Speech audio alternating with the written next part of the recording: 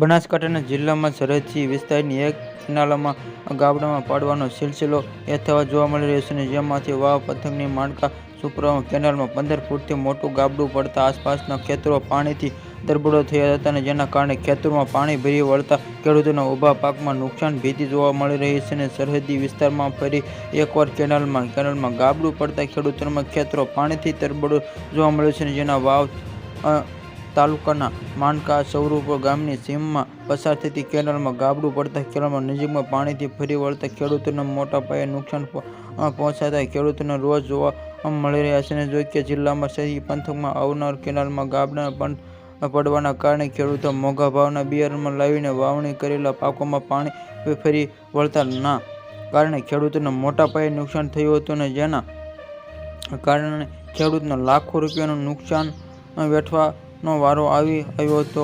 જેથી ખેડૂતોની માંગ છે કે સત્વરે કાયમી નિકાલ કરવામાં આવે તેવી માંગ કરી છે. Subscribe my channel. આવા જ વિડીયો માટે જોડાઈ રહો અમારી NB ન્યૂઝ.